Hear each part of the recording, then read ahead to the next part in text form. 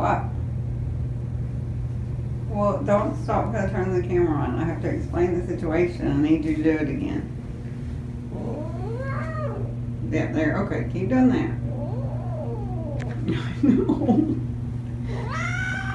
I know. Okay. Everyone, come here. Everyone meet Natalia. And Natalia is still cracking me up. She got here this morning. It's Monday. And Monday is when I always get the call about, because the weekend people have rescued and yada yada yada. So I got a call. Okay. I have to film you. I can't pay you. So I got a call this morning, and from one of the shelters I work for a lot, and she said, "Oh, we have this feral pregnant mom, and she's just growling, and y'all, I hear you, and she said, and she looks like she's about to pop, but I can't stick my hand in. Every time I stick my hand in there, she growls, and she won't eat, and we don't know if she's not eating because she's about to have the baby or if she's just like freaked out." So I was like, okay, well, you know, I'll come get her. So I went up to the shelter and I picked her up, and she,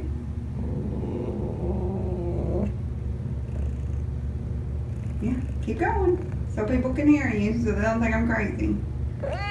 No, not that. So I walked in, and she's in the cage, and she is just growling. I mean, she is pacing as much as she can and just growling. I'm like, oh. I mean, I'm going to tell you, I was like, oh, she's really, really feral, you know. So, the shelter lady put her leather gloves on and picked her up, and that's why I love these top ones. You can just kind of scruff them, pick them up, and put them in there. And the whole way home, all you hear is just growls, and like trying to pace in there, so like banging on the sides. And I just thought, oh my goodness, you know, I don't know if I'm gonna be able to do anything other than, you know, let her have her babies, because yeah, I do think feral cats can be socialized, but when they're also when they're giving birth and having babies, you can't stress them out horribly by trying to socialize them. You have to wait, you know, until after the babies are old enough. So I just thought, well, she can just live in the spa and have her babies and yada yada. So I put her in here, and I had food and water and litter, everything. And I came back in to bring her lunch, because I probably got her home about 10, and I gave her lunch about 2. And she was under there. As you can see, I have a big thick bath mat under there now. I have learned. And she came out. She was just growling. And I was like, okay, I'm just giving you food. Please don't eat me. Y'all, And so I put the food down. It was on the floor at the time, but she is heavily pregnant, and it's hard for her, so I am improvising. And I put the food down, and I felt her brush against the back of my legs, and I thought, oh, please don't bite me. And I turned around, and she was purring, so I thought, well, I'm just going to try to pet her on the head. And I went to pet her on the head, and she did the thing where, you know, you lift up for her head to meet my hand. This baby is not feral at all. She's like this sweet, do you hear her?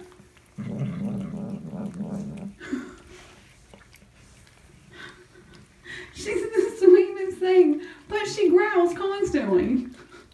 Like, instead of meowing, she growls, and she growls at everything. Like, if I stand up, if I move, if I talk, but I'll be petting her, and she'll be purring and growling at the same time. It's like she didn't learn to meow, she learned to growl. So everybody assumed she was feral, and she's not. She has been on my lap. She has rubbed my face with her face. She's the sweetest thing. My son has come in here and pet her. She growled.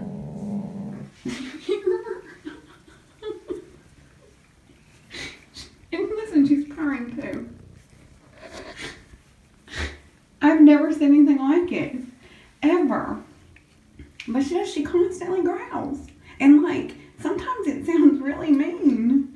But she's not. Look at her. She's the sweetest thing. Purring up a storm. Are you going to growl for us some more? So anyway, that's how I ended up with a really sweet pregnant cat. So I called the lady at the shelter and she's like, well, do you want to bring her back? There's no way I can bring her back. She can't, I can't. I've met her, you know. I can't take her back. So, now I have a very tame cat who will eventually give birth in the spa. Huh. I know.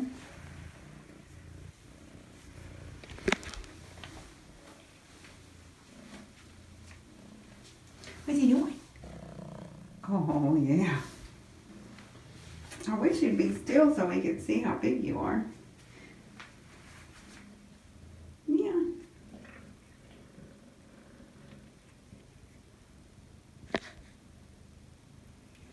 Okay. Tell everybody, say I'm nice. I'm nice.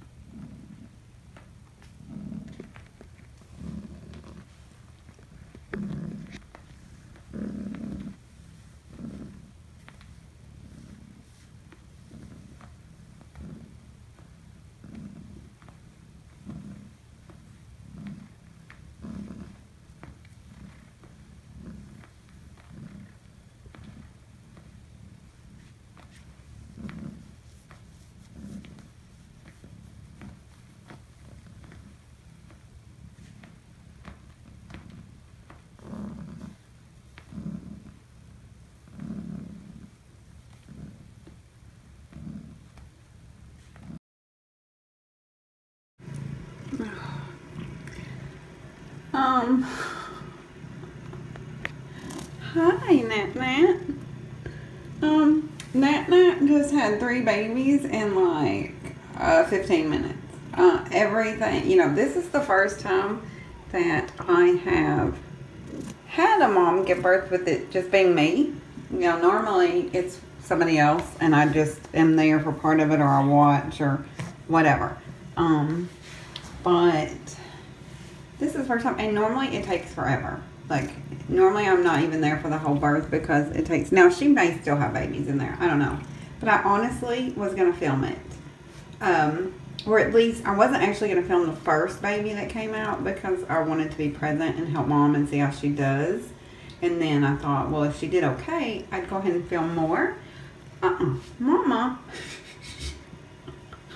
I don't know if maybe she's had, you're doing so good.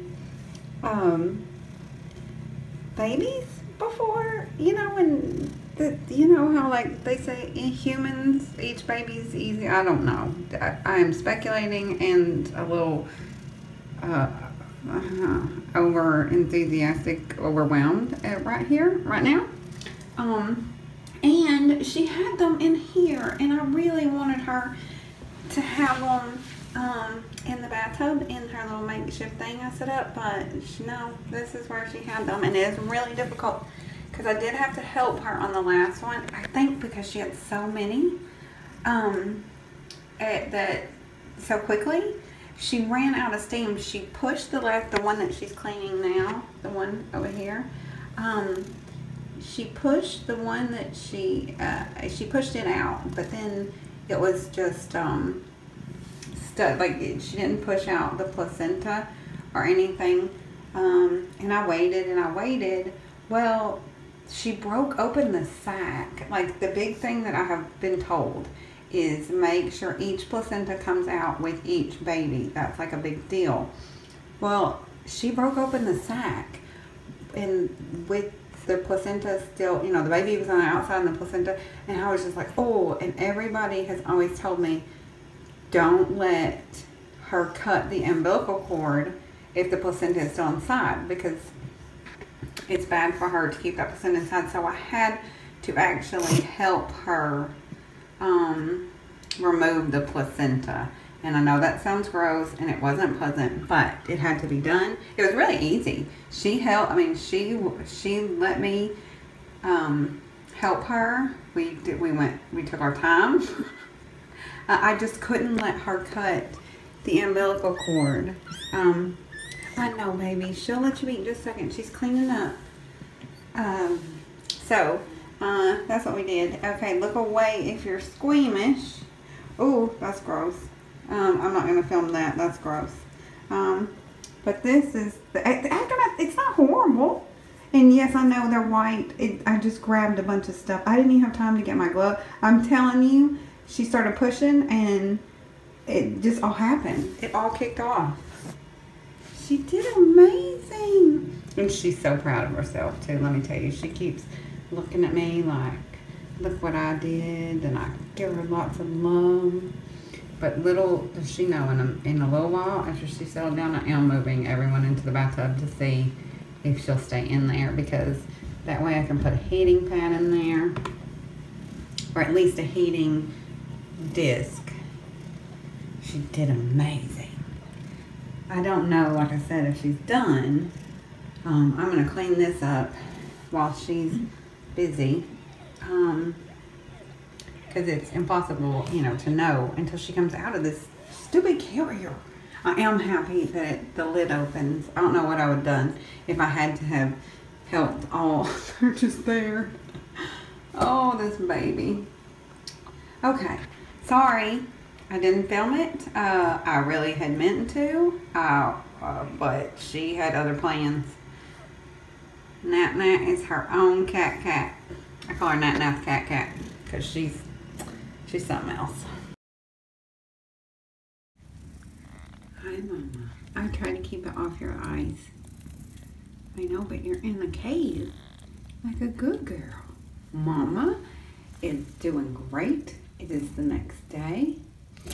And I only had the 3. And she does feel like she's probably done. Her little belly. The only problem is since she has given birth, she has developed a snotty nose. And I don't like it. I am going to keep an eye on it. And if it doesn't clear up by this evening, we're going to do a half of a breathing treatment. It's where you dilute a full strength breathing treatment. You use the same amount of distilled water. You just put half of the medicine. Oh my goodness, but the babies are doing amazing. This baby with the white heart is female. I know, hi Mama. Hi Mama. I know that's bright, I'm sorry. Yes, and I have not been able to get the other 2 yet because they are nursing, but it looks like we have one that is all, I call it checkerboard. I know it's not a name, but just like Mom, looks just like Mom. It's this one right here. And then we have one that is darker checkerboard with white on the neck, and that one's the one in the middle. But I don't know if they're boys or girls yet. But they all got big round bellies. Yes, they do. And if you hear a lot of noise, we're having a thunderstorm, so it's kind of loud, but it's okay. It's not a horrible thunderstorm. It's just a regular one. But oh, I'm so happy.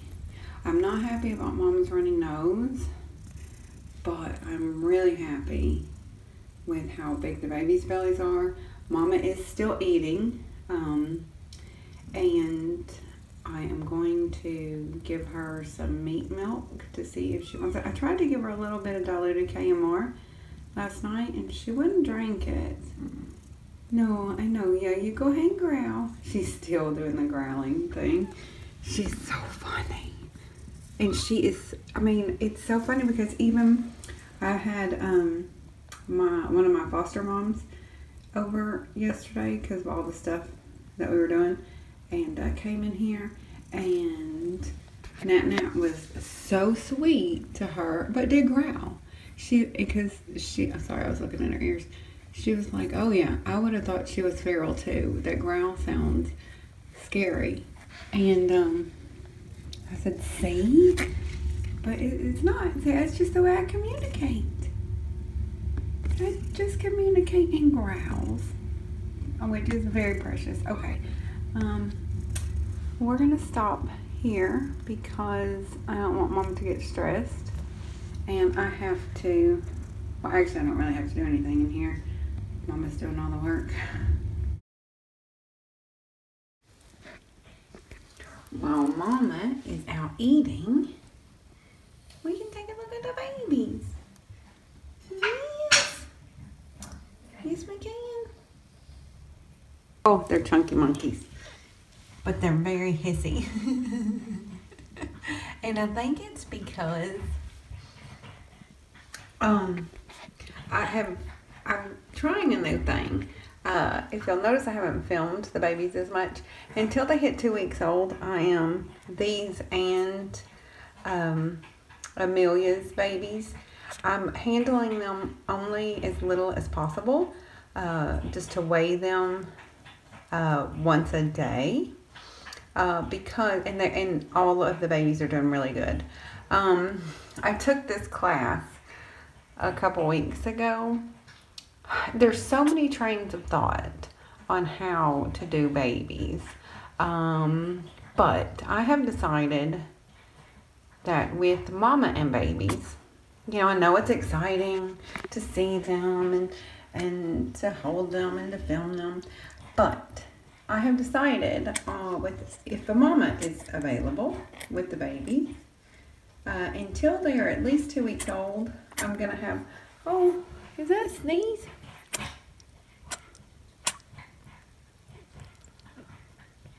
That is a little sneeze.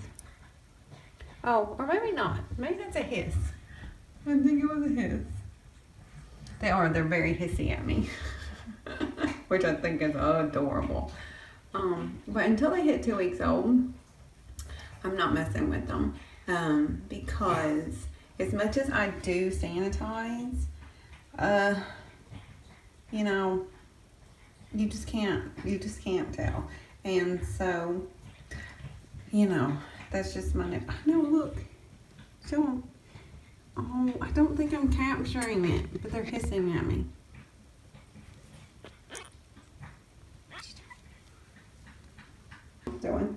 What are you doing? Did you eat your food? Oh, you ate. Look, Mama just licked all the KMR off of it. Did you just lick all the KMR off? Yeah, she'll go back and eat it. Aren't you the best baby? Yes, you are. Okay. Well, I've got to do some stuff in here. And then I'll film in a little while, hopefully. You said that, gorgeous? Was it good? That was the best stuff. Best stuff ever.